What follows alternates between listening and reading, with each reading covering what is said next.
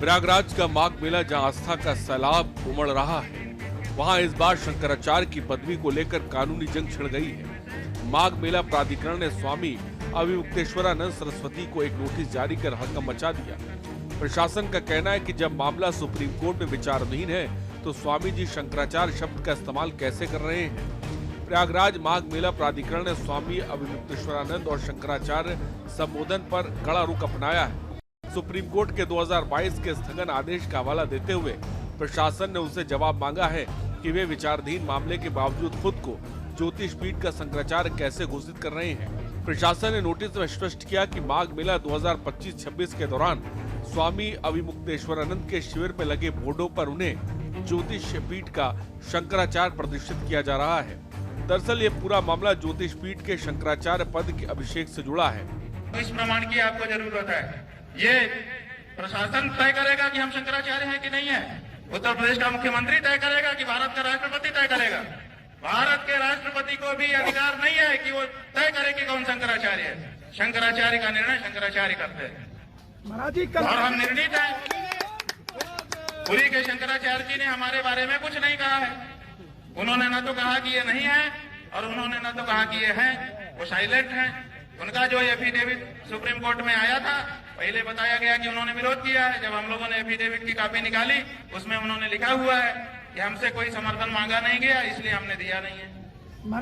उनका इतना ही वक्तव्य है।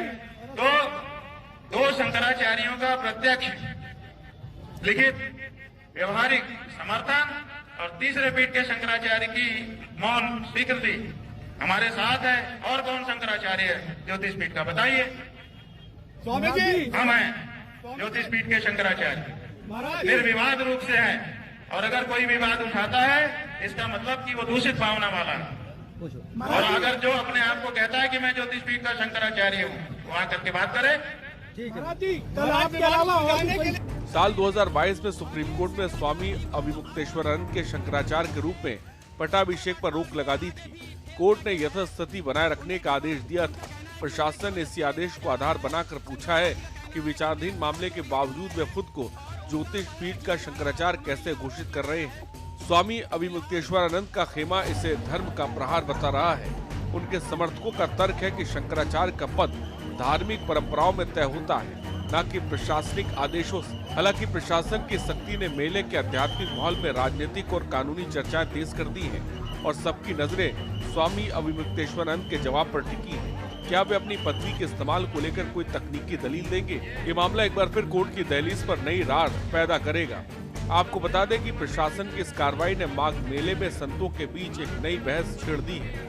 24 घंटे की समय सीमा खत्म होने के बाद क्या माघ मेला प्राधिकरण स्वामी जी के शिविर से शंकराचार्य लिखे बैनर हटवाएगा या फिर धार्मिक मान्यताओं के आगे कानून को बीच का रास्ता निकालना होगा। स्पेशल डेस्क के न्यूज़ इंडिया।